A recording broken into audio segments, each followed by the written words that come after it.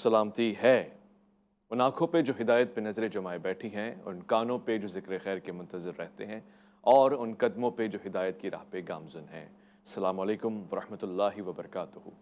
تمام تعریفیں خدائے بزرگ و برتر کے لیے جو وحدہ لا شریک ہے، نہ کوئی ثانی نہ کوئی ہمسر۔ درود لامحدود محبوب رب الودود، راحت العاشقین مراد المشتاقین حضرت محمد مصطفیٰ، آپ کی آل پاک، آپ کے جانثار انصار اور اصحاب پر۔ عزیزان من، آپ دیکھ رہے ہیں الف لام میم۔ آج عصر عاشور 10 محرم الحرام۔ میں آپ کا میزبان محمد اویس ربانی، اور تاریخ کے اوراق کو پلٹ پلٹ کے دیکھنے کے باوجود اس صفحے سے آگے نہیں بڑھ پا رہا کہ جناب سید الشہداء امام الحسین، آپ پہ ہمارا سلام ہو، آج عصر عاشور کے بعد اپنے اہل و عیال کے پاس واپس نہ جا سکیں۔ آج ایک عظیم قربانی ہے جو اسلام کی بقا کی ضامن بھی ہے، اور آج خطبات کی انتہا بھی ہوئی، نو کے نیزہ پہ قرآن بولا بھی، اور آج ایک اصغر سے لے کر اکبر تک ساری قربانیاں بارگاہ یزداں میں رکھ دیں، اور صبر شکر کے ساتھ آج ایک عظیم فلسفہ بھی ہے جس کو عیاں ہونا ہے، تاکہ تاریخ کا ہر پڑھنے والا یہ بڑے وثوق سے کہہ سکے کہ اگر حسین نہ ہوتے تو وہ جذبہ نہ ہوتا، قیادت نہ ہوتی، اعتبار نہ ہوتا، اعتماد نہ ہوتا، اور پھر ہر ظالم کے آگے سر جھکا دینے میں کوئی شرم محسوس نہ ہوتی۔ حضرت سید الشہداء نے آج ایک مثال قائم کی ہے۔ میں چاہتا ہوں کہ آج کے اس خوبصورت سے پروگرام میں علم حاصل کروں، تاریخ میں بھی جھانکوں، اور اس کے بعد مقصد امام حسین کو بھی سمجھوں، اور شہادت کے اس فلسفے کو بھی بہت قریب سے دیکھوں۔ آج کے اس پروگرام میں تشریف فرمائیں معروف عالم دین ہیں، ریسرچر ہیں، اسکالر ہیں، خطیب ہیں، پیر ہیں، شیخ ہیں، اور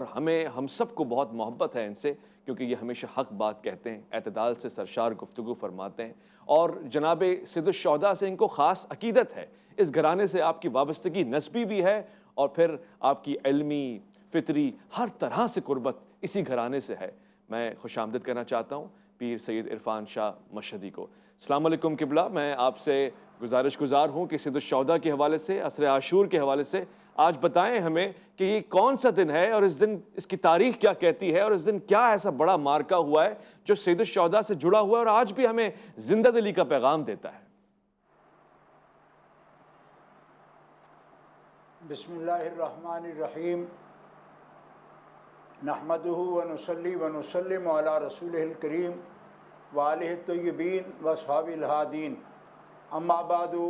فاعوذ باللہ من الشیطان الرجیم، بسم اللہ الرحمن الرحیم۔ قل کفی باللہ شہیدا بینی وبینکم ومن عندہ علم الکتاب، صدق اللہ العلی العظیم۔ الصلاۃ والسلام علیک یا رسول اللہ وعلی آلک و اصحابک یا حبیب اللہ۔ برادرم اویس ربانی صاحب، ان کے توسط سے تمام ناظرین و سامعین اہل محبت کو میری طرف سے سلام مسنون عرض ہے۔ علیکم السلام۔ محرم الحرام کی یوم عاشور کے لیے آپ کے نام دین اسلام کی دعوت اور پیغام لے کر آپ کی خدمت میں حاضر ہوں، اور سید الشہداء شہزادہ گلگم کبا راکب دوش مصطفیٰ ابن رسول سیدنا امام حمام امام حسین رضی اللہ تعالی عنہ و ارضاہ عنا، آپ کی خدمت بابرکت میں ہم سب حاضر ہوتے ہیں، اور اس سے پہلے چند اشعار آپ کی خدمت میں پیش کرنا چاہتا ہوں اہل بیت اطہار کے فضائل اور ان کے مناقب کے لیے۔ ماشاءاللہ۔ میان خالق و مخلوق خط نور احمد، محمد جسے قرآن فرما دیں وہ قرآن، علی وہ جو کہ جن کے چہرے پر نظر کرنا عبادت۔ واہ سبحان اللہ۔ علی وہ جو کہ جن کے چہرے پر نظر کرنا عبادت، نبی جن کے لیے تعظیم کو اٹھیں وہ زہرا، اللہ اکبر۔ جوانان جنا کے سید و سردار حسنین، جوانان جنا کے سید و سردار حسنین، شجاعت صبر کے پیکر میں ڈھل جائے تو زینب، آہا سبحان اللہ، شجاعت صبر کے پیکر میں ڈھل جائے تو زینب، وفا امکان سے آگے نکل جائے تو عباس، ہائے ہائے ہائے، وفا امکان سے آگے نکل جائے تو عباس، شجاعت صبر کے پیکر میں ڈھل جائے تو زینب، ہائے ہائے، وفا امکان سے آگے نکل جائے تو عباس۔ سبحان اللہ، ان ذوات قدسیہ کی بلند بارگاہ میں آ کر کا شاعر کے الفاظ میں یہ خراج عقیدت اور اس سے آگے یہ وہ ہستیاں ہیں کہ جن کی بارگاہ میں حاضری کے لیے ہمیں آداب خود اللہ کے پیارے رسول نے سکھائے پوری امت کو۔ اللہم صلی علی محمد وعلی آل محمد کما صلیت علی ابراہیم وعلی آل ابراہیم انک حمید مجید، اللہم بارک علی محمد وعلی آل محمد کما بارکت علی ابراہیم وعلی آل ابراہیم انک حمید مجید۔ حق بے شک۔ اور اس پر امت کے امام اور اہل اسلام جمہور کے نزدیک فقہ اسلامی کے جلیل القدر امام، انہوں نے اسی درود اور سلام کے لیے یہ کہا کہ آپ کے لیے اے اہل بیت نبوت یہ کافی ہے کہ آپ پر درود و سلام اللہ تعالیٰ نے قرآن میں آپ پر درود و سلام پڑھنا مومنین پر فرض کیا اور آپ کی محبت کو فرض کیا، اس لیے کہ جو آپ پر درود نہیں پڑھتا، من لم یصلی علیکم لا صلاۃ لہ، یہی وجہ ہے کہ آپ پر جو خراج پیش نہ کرے درود و سلام کا اور نذرانہ پیش نہ کرے اس کی نماز ادا نہیں ہوتی۔ یہ حضرت امام محمد بن ادریس شافعی رضی اللہ تعالیٰ عنہ و رحمۃ اللہ علیہ رحمتاً واسعہ آپ کا یہ تمسک ہے اس حدیث کے ساتھ اور تلقی ہے اس حدیث مبارکہ کے ساتھ کہ جن کی بارگاہ میں صلاۃ و سلام عرض کیے بغیر سب سے بڑی عبادت نماز کی عبادت ادا نہیں ہو سکتی جب تک محمد و آل محمد کی بارگاہ میں نذرانہ محبت اور نذرانہ الفت پیش نہیں کیا جاتا۔ ان ذوات قدسیہ کے لیے جی میں علامہ صاحب ایک مختصر سے وقفہ لے رہا ہوں، یہیں پر دخل المعقولات کے لیے معذرت خواہ ہوں، لوٹ کر آؤں گا، یہیں سے چاہوں گا کہ تسلسل رہے۔ کیا خوبصورت کلام ہے اور جو سیاق و سباق پس منظر آپ نے بتایا خاص طور سے ہمارے لیے کہ جب تک درود نہ پڑھیں نماز ہی نہیں ہماری ہوتی۔ ایک مختصر سے وقفہ ہے، الف لام میم میں خواتین و حضرات آپ کا انتظار۔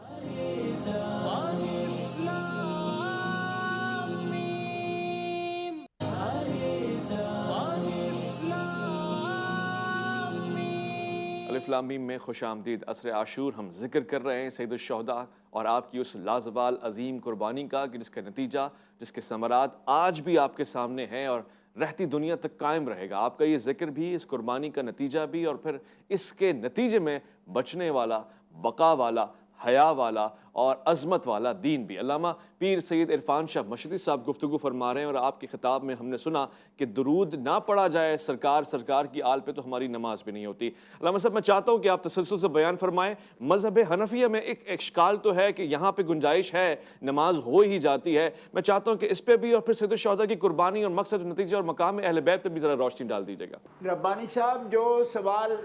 فقہ حنفی کے اندر ہے وہ اس کو رعایت نہ سمجھا جائے۔ امام اعظم ابو حنیفہ فرماتے ہیں کہ نماز کے اندر درود شریف اس کا بدل نہیں ہے، اس لیے کہ درود شریف وہ چیز ہے کہ اگر اس کا بدل ہوتا،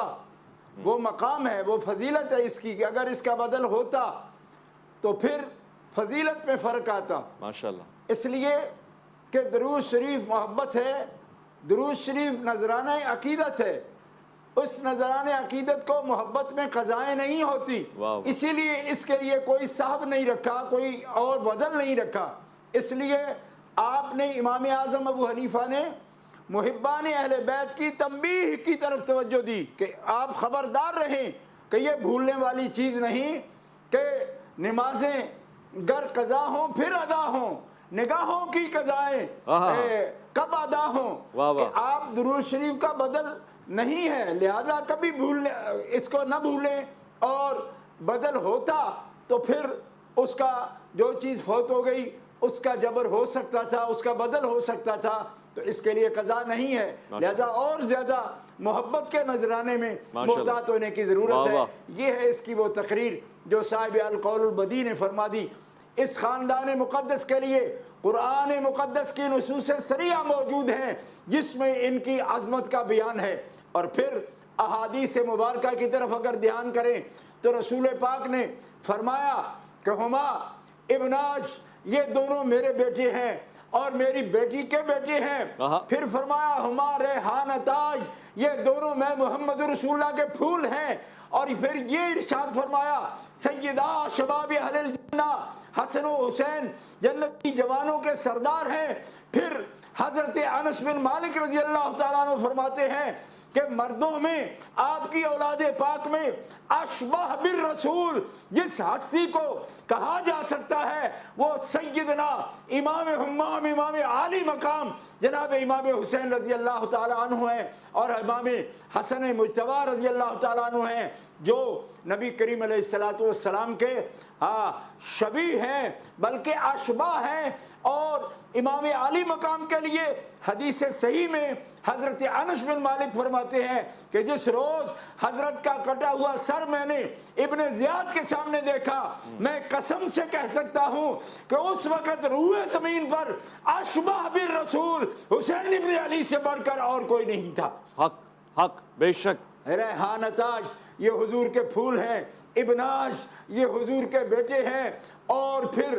جانان جنت کے سردار ہیں، اور پھر حضرت امام عالی مقام کی خصوصیت کے ساتھ یہ تعریف اولاد پاک میں نبی علیہ السلام نے فرمائی۔ جامع ترمذی کی حدیث میں یہ موجود ہے، فرمایا حسین منی وانا من حسین، حسین مجھ سے ہے میں حسین سے ہوں، حسین سبط من الاسباط، ہے تو یہ نواسا میرا اور نواسے ہیں لوگوں کے، لیکن یہ خاص نواسا ہے۔ آپ جانتے ہیں عربی میں پوتوں کے لیے احفاد کا لفظ بولا جاتا ہے، حفید واحد اور احفاد اس کی جمع، اور سبط نواسے کے لیے بولا جاتا ہے اور اسباط اس کی جمع۔ آپ نے فرمایا ہے تو یہ سبط میرا نواسا ہے، لیکن یہ عام نواسا نہیں کہ جیسے لوگوں کے نواسے ہوتے ہیں، یہ سبط من الاسباط، حسین نواسوں میں خاص نواسا ہے۔ یہ اس حدیث کے ساتھ ملا کر حضور کا بیان فرمانا کہ یہ مجھ سے ہے، میں اس سے ہوں، اس سے اگر آپ سمجھنا چاہیں کہ حسین و منی، یہ تو سمجھ آتی ہے کہ نواسے ہیں، بیٹی کے بیٹے ہیں، لیکن نانا نواسے سے کیسے ہوا؟ فرمایا یہ وہ خاص نواسا ہے کہ جب میرے دین کی قدروں کو مٹایا جائے گا اور میری سنت کو مٹانے کی کوشش مذموم کی جائے گی، اور میرے خلافت کے نظام کو اور اسلام کی امارت کے نظام کو ظلم میں بدلا جائے گا، تو یہ میرا وہ نواسا ہے جو میری سنت کو مٹنے نہیں دے گا، جو خلافت کی اقدار کو مٹنے نہیں دے گا، جو ظلم کے خلاف اس اولو العزمی کے ساتھ اولو العزم کی حیثیت سے میدان میں آئے گا، اور عزائم امور سے قرآن نے جس کو قرار دیا، فرمایا یہ میدان عمل میں اتر کر وہ کرے گا کہ آج کسی سے اس کی مثال نہیں مل سکتی۔ اور میں یہ سمجھتا ہوں کہ لوگ اس تعویل میں عجیب عجیب باتیں کر رہے ہیں، اور ان کو امام عالی مقام کے اس مرتبے کو حسین و منی وانا من حسین ان کی تشریح کو کسی لاگ لپٹ کے بغیر سمجھنے کی ضرورت ہے۔ کیوں؟ اپنے ہوں یا برائے، وہ یہ سمجھتے ہیں کہ اس عظیمت پر جب نہیں پہنچا جا سکتا تو اس کی تعویل میں کبھی کوئی یہ آواز بلند کرتا ہے کہ جانا ان کا کیسا تھا، آئے اور کوئی یہ آواز بلند کرتا ہے کہ یہ اس میں تو رخصت بھی موجود ہے۔ ہاں۔ ارے رخصت والوں کے لیے آئے کہ آئے وہ رخصت کرتے رہیں، جو عزم امور کے ساتھ مصطفیٰ کا بیٹا ہو اور جس سے مصطفیٰ کے دین کی پہچان ہو، کیا بات ہے، اس کے لیے یہ درس نہیں ہے کہ وہ رخصت پر عمل کرے گا۔ کیا بات ہے، ماشاءاللہ۔ انہوں نے اس اوج ثریا پر جا کر عزائم امور کا جھنڈا بلند کیا ہے کہ جب بھی خلافت اسلامیہ پر کوئی انگلی اٹھائے گا تو حسین علی مقام ظلم و جبر کے خلاف وہ آواز ہے جو اپنے نانا کے خلافت کے نظام کو اور دین اسلام کی سچائی اور عدل کے نظام کی ایک زندہ شہادت ہے۔ یہ ہے حسین ابن علی۔ حسین ابن علی کی منظروں کا دنیا تصور بھی نہیں کر سکتی، تو پھر بودھے قسم کے وہ اپنی طرف سے اس میں اپنے نظریات کو گھڑ کر پیش کرتے ہیں۔ آؤ حسین کو سکھانے کی کوشش مت کرو، غلط تعویلیں مت کرو، چل سکتے ہو تو حسین کے نقش قدم پر چلو۔ کیوں کہ دین اسلام تبھی زندہ ہوتا ہے جب کربلا ہوتی ہے، اور کربلا کسی میدان کا نہیں، حسین کے عزم کا نام کیا ہے۔ بات ہے، عزم حسینی نہ ہو تو میدان میں جانے کا فائدہ نہیں ہے۔ عزم حسینی یہ ہے کہ سب کچھ قربان کیا لیکن دین کو زندہ کیا، اور اس حدیث کا صحیح مفہوم متعین کر دیا کہ کربلا میں نے وہ کیا کہ جس کے وجہ سے میرے نانا مجھے کہہ رہے ہیں آنا من حسین، محمد رسول اللہ کی حیات طیبہ کو دیکھنا ہو تو حسین کی شہادت کو دیکھ لو۔ یہ ہے رہتی دنیا تک اقدار اسلامی کا تعارف، اے حسین کی ہستی ہے، یہ عزم امور ہے، اور یہ اولو العزم لوگوں کا کام ہے جو کام آپ نے کر دکھایا۔ اور پھر بے شک شاہ است حسین، بادشاہ است حسین، دین است حسین، دی پناہ است حسین۔ میں چاہتا ہوں کہ یہی شربت عشق جو ہے وہ میسر رہے اور یوں تقسیم ہوتا رہے۔ آج سبیل لگی ہوئی ہے شربت عشق کی، اور اس انداز سے بٹ رہا ہے کہ ہر پیاسا اپنی پیاس بجھائے محبت اہل بیت سے، محبت اہل کرم سے اور عشق حسین سے کیوں نہ ہو، کیونکہ اسی آل پہ تو خاص توجہ فرمانی ہے، اور یہی ہے اجر رسالت جو علامہ صاحب بیان فرما رہے ہیں۔ ایک مختصر سا وقفہ ہے، میں لوٹ کر آؤں گا، الف لام میم میں آپ کا منتظر رہوں گا۔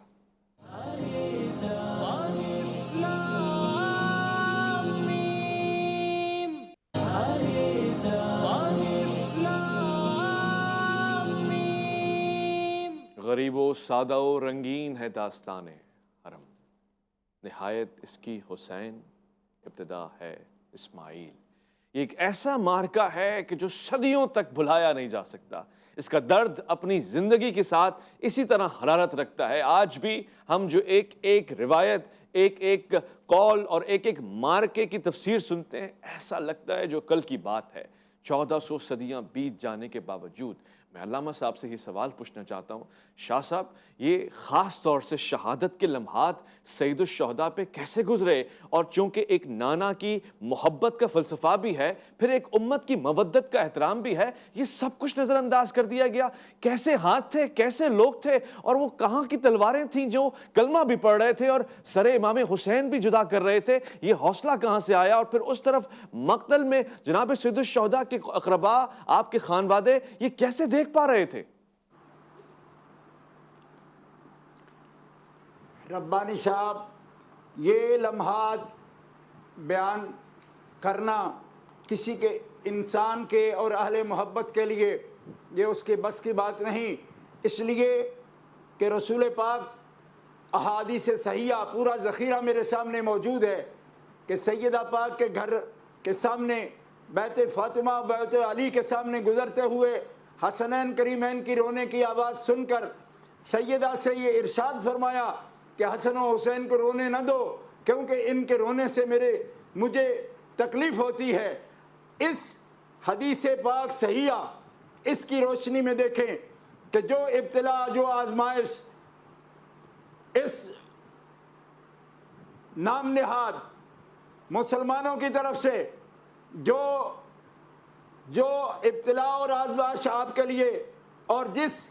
وادی نینوا میں دشت کرب و بلا میں جن مصائب سے آپ کو گزارا گیا، اور جو ظلم ستم آپ کے ساتھ روا رکھا گیا، وہ نبی جو حیات النبی ہے اور جن کا احساس، جن کا شعور ایک کائنات تسلیم کرتی ہے کہ قیامت کے لیے مومنین کو بھی آپ پہچانتے ہیں، منافقین کو بھی آپ پہچانتے ہیں، ان کی نظر سے یہ منظر چھپا نہیں۔ حضرت عبداللہ ابن عباس فرماتے ہیں میں نے رسول پاک صلی اللہ تعالیٰ علیہ وسلم کو خواب کے اندر دیکھا کہ آپ کے ہاتھ میں ایک شیشی ہے اور بوتل ہے خون کی، اور آپ کا چہرہ مبارک غبار آلود ہے۔ میں نے عرض کیا یا رسول اللہ یہ کیا حال ہے؟ فرمایا شہید تو قتل الحسین آنفا، میں ابھی کربلا سے آیا ہوں، میرا بیٹا حسین شہید ہو گیا، اور یہ میں اس کا خون کربلا کی مٹی سے اس کا خون جمع کرتا رہا ہوں اس برتن میں۔ تو رسول خدا جب اس حال میں کہ وہ لیل کی زلفیں غبار آلود ہیں، چہرہ انور پر غبار موجود ہے، آپ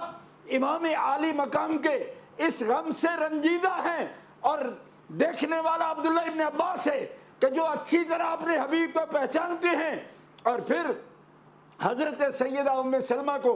نبی کریم علیہ السلام نے وہ مٹی بھی عطا فرمائی اور وقت بھی بتایا۔ میں قربان جاؤں، اس نبی غیب دان نے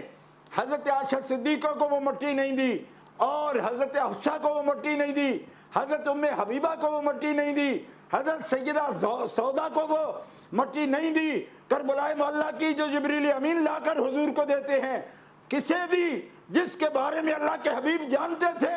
کہ جب میرا حسین شہید ہوگا اس وقت ام سلمہ ہی میری ازواج میں مومنوں کی ماں ویسی ہے جو زندہ موجود ہوگی، اور انہی کے لیے حضرت ام سلمہ کا انتخاب کیا کہ اس وقت موجود ہوں گی اور یہ ادراک کر سکیں گی کہ یہ مٹی ام سلمہ خون ہو جائے گی جس دن میرا بیٹا میدان کربلا میں شہید ہوگا۔ احادیث مبارکہ صحاح میں اور مسند امام احمد میں امام احمد بن حنبل نے اس کو نقل فرمایا ہے۔ اور گرامی قدر حضرات، حضرت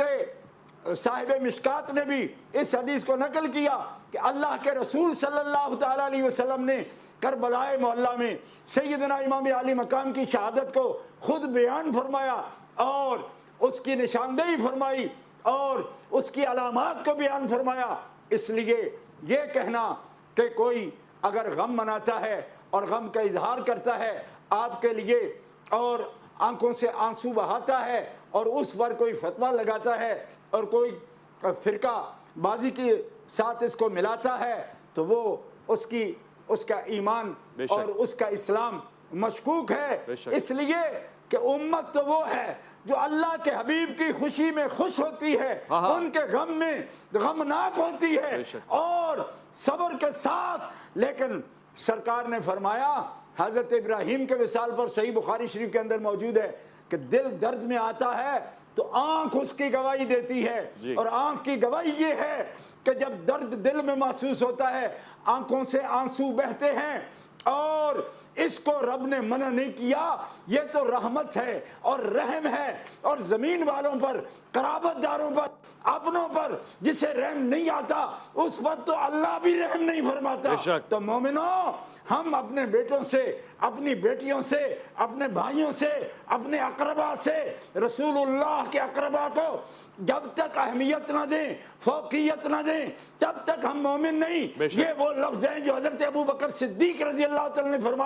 فرمایا اللہ کی قسم ہے صدیق کو اپنے قرابت داروں سے زیادہ محمد رسول اللہ کے قرابت داروں سے محبت ہے۔ تو جب اپنے قرابت داروں کی تکلیف میں ہمارے آنسو جاری ہو جاتے ہیں اور کوئی فتویٰ نہیں لگاتا، کہ ہم شکوہ نہیں کر رہے، لیکن یہ محبت ہے جس کا اظہار آنکھوں سے آنسو برسا کر ہوتا ہے، تو وہ آنکھ کہلانے کے قابل کب ہے جو مصطفیٰ کے غم میں شریک نہیں ہوتی، جو اہل بیت کے غم میں شریک نہیں ہوتی، اور جس آنکھ میں حسین کے لیے آنسو نہیں ہے وہ آنکھ کہلانے کی حقدار نہیں ہے۔ کیوں کہ ہم وہ ہیں کہ جو رسول اللہ کی خوشی کے ساتھ خوش ہیں، رسول اللہ کے غم کے ساتھ غم کرتے ہیں، اور اہل بیت اطہار میں یہی تو وہ شہزادے ہیں جن کو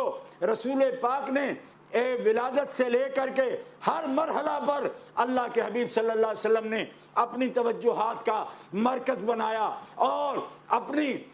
رسول اللہ صلی اللہ تعالی علیہ وسلم نے ان کے محبت کرنے والوں کے لیے دعا فرمائی اور فرمایا میں حسین سے محبت کرتا ہوں، مالا تو بھی اس سے محبت کر، اور جو حسین سے محبت کرے تو اس سے بھی محبت کر۔ تو جس سے محبت کر کے بندہ اللہ کا محبوب بن جاتا ہے، کس قدر کٹھور ہیں وہ لوگ دل کے، اور کس قدر بد نصیب ہیں وہ لوگ جو یہ سمجھتے ہیں کہ ان کی محبت ہمیں چار آنسو بہانے پر بھی آمادہ نہیں کر سکتی۔ ارے خدا کے بندو، یہ رحم ہے، اور جس کو مصطفیٰ علیہ السلام کے قرابت داروں پر رحم نہیں آتا اور اس کے جذبہ ترحم اس کے دل میں نہیں ہے، تو اس کو ہم انسان کیسے کہہ سکتے ہیں؟ اس لیے اللہ کے حبیب صلی اللہ تعالی وسلم نے ان کے لیے دعا کی، یا اللہ جو ان سے محبت کرے تو اس سے محبت کر۔ یہ ہے محبت حسین، ان کے نقش قدم پر چلنا، ان کی سنت پر عمل کرنا، ان سے احادیث روایت کی انہوں نے، وہ محدث ہیں، 25 حج پیدل کیے، وہ ایسے حاجی ہیں، وہ ساری زندگی نماز اور سجدے، حتیٰ کہ سجدے کی حالت میں اپنا سر کٹانے والے، اور آخری لمحے بھی خدا کی ربوبیت کی اور اس کے الہ ہونے کا آپ نے وہ نغمہ سنایا کہ دنیا میں کتنے نمازی ہیں، مگر ایسا نمازی کون ہے کہ حالت سجدہ میں کہ شمشیر چل رہی ہے، نیزے چل چکے ہیں، بھالے چل چکے ہیں، لیکن اس حال میں بھی سجدہ میں سر رکھے ہوئے، ارے سجدے اوریں نہ کیے پر حسین تیرا عجب انداز ہے، تو نے وہ سجدہ کیا جس پر خود خدا کو ناز ہے۔ ارے اللہ اپنے ملائکہ میں یباہی، اللہ فخر کرتا ہے اپنے ان بندوں پر جو خدا کی عبدیت کا حق ادا کرتے ہیں۔ اس سجدہ کو سلام، سجدہ کرنے والے کو سلام، پوری کائنات کا سلام، محبین کا سلام، ملائکہ کا سلام، اور جنات کا سلام، اور قیامت تک آنے والے سب متقی مومنوں کا سلام، کہ جس کے سلام نے، جس کے سجدہ نے، جس کی تسبیح نے، جس کی تکبیر نے مردہ دلوں میں روح اسلام کو، روح انسانیت کو پیدا کیا، اور آج بھی پوری دنیا میں جہاں آزادی کی تحریک ہے وہ اعتراف کرتے ہیں۔ میں 20 حوالے اس پر دے سکتا ہوں کہ جنگ آزادی انسانیت کی بقا کے لیے جنگ لڑنے والے کہتے ہیں۔ ہماری خوابوں میں بھی حسین علی مقام آتے ہیں جو ہماری ہمت اور ہماری استقامت کے لیے دعا بھی کرتے ہیں اور ہمارے لیے ہمیں درس دیتے ہیں۔ تو آج جہاں جہاں بھی انسانیت کی عظمت کے لیے اور آزادی کے لیے پرچم بلند کیا گیا، یہ حسین ابن علی کی قربانی کا صدقہ ہے، اور قیامت تک دنیا کے ایمان کی حرارت کا نام ہے حسین ابن علی، اور ہر اسلام زندہ ہوتا ہے ہر کربلا کے بعد۔ اللہ کے فضل و کرم سے آج بھی پوری دنیا میں سواد اعظم اہل اسلام وہ غم حسین بھی مناتے ہیں اور صبر بھی کرتے ہیں، اور سنت کے مطابق اپنے حبیب صلی اللہ تعالیٰ علیہ وسلم کی بارگاہ میں وہ ایک اپنی طرف سے نذرانہ پیش کرتے ہیں کہ جو آپ کے محبوب ہیں وہ ہمارے محبوب ہیں، اور اللہ کے حبیب صلی اللہ تعالیٰ علیہ وسلم سے وفاداری یہ ہے کہ ان کے دن پر شکوک و شبہات کا شکار نہ ہوا جائے، اور ظلم کا ساتھ نہ دیا جائے، اور بے جا تعویلیں کر کے ظالم حکمرانوں کے ہاتھ مضبوط نہ کیے جائیں، اس لیے کہ وہ بندہ سلیم الفطرت کیسا ہو سکتا ہے جو جھوٹ کا وکیل بنے، جو ظلم کی وکالت کرے، اور جو اسلام کے نام پر دھبا بنے کہ ایک ظالم اور فاسق بھی مسلمانوں کا امیر ہو سکتا ہے۔ یہ ہرگز غلط ہے۔ اللہ کے حبیب کی حدیث دیکھو کہ کلمت حق، اللہ کا کلمہ بلند کرنا اور سچ کا پرچم بلند کرنا ظالم حکمرانوں کے سامنے افضل الجہاد ہے، سب سے بڑا جہاد ہے۔ یہ باتیں بھول گئے لوگ۔ آج ان کو یہ بات یاد آ گئی کہ ایک فاسق اور معصیت کار یہ بھی حکمران ہو سکتا ہے. یہ حسین پاک کا مشن نہیں ہے. آپ تو یہ بتا رہے ہیں کہ میرے نانا کا یہ حکم ہے کہ لا طاعت لمخلوق فی معصیت الخالق، کسی بھی مخلوق کی اطاعت اللہ کی نافرمانی کے حکم میں، جبکہ کوئی بادشاہ اللہ کی نافرمانی کر رہا ہو اس کی نہ سماع ہے نہ طاعت ہے، نہ اس کی بات سننا ضروری ہے، نہ اس کے حکم پر عمل کرنا ضروری ہے. اور جو تحقیق یہ ایک پٹی ہوئی سامنے لانے کی کوشش کرتے ہیں، میں جھوٹ کے ان وکیلوں سے کہتا ہوں کہ خدا را رحم کرو دین اسلام پر. یہ بہت بڑا دھبا ہے. اگر یہ کہے کوئی کہ فاسق ہو، گناہگار ہو، وہ حرام کا مرتکب ہو، تو بھی وہ ہمیں وہ حکمران قبول ہے. ارے نہیں، اگر وہ استیلاء سے ظلم سے بھی آئے گا تو حسینی اس کے مقابلے میں سیسا پلائی دیوار بن کر کھڑے ہوں گے. یہ امام علی مقام کا درس ہے. بے شک مثلی لا یبا مثلہم، مجھ جیسا اس جیسے کی بیعت نہیں کر سکتا. فلسفہ تا حیات تا قیامت ہے. میں علامہ پیر سید عرفان شاہ مشہدی کے حق میں دعا گو ہوں. کیا خوبصورت تفاسیر اور تعبیرات اور مقصد امام حسین اور مقام شہادت کو آپ نے بیان فرمایا. اور میری تشنگی باقی ہے، میں گاہے بگاہے آپ کو زحمت دیتا رہوں گا، اس لیے کہ میں اور آپ امت کے لیے، اصلاح امت کے لیے سید الشہداء کے اس پیغام کو عام کرتے رہیں. یہی مقصد حیات ہم نے پایا ہے. آپ جئیں، سلامت رہیں، صحت مند رہیں، عمر بالخیر آپ کو عطا ہو. میں اذان من اس پروگرام کے ختام میں صرف اتنا کہنا چاہتا ہوں کہ یہ گفتگو یہاں پر سید الشہداء کے لیے، آپ کی یاد دہانی کے لیے، اور خاص طور سے یہ بتانے کے لیے ہے کہ جو لوگ تعویلات پیش کرتے رہتے ہیں، مقام شبیری کو چھپانے کی کوشش کرتے رہتے ہیں، غم حسین سے دور خوشیاں تلاش کرتے ہیں، انہیں کچھ بھی نہیں ملتا. ملتی ہے تو سوائے شرم، افسوس اور والعصر ان الانسان لفی خسر، اس خسارے کے سوا کچھ بھی نہیں. اپنا خیال رکھیں گے. آپ اس عصر عاشور میں امن کی بات کریں گے، اتحاد کا پیغام دیں گے، مگر حق کے ساتھ اور ہمیشہ حقانیت کے ساتھ. ویس ربانی کو دیجیے گا اجازت.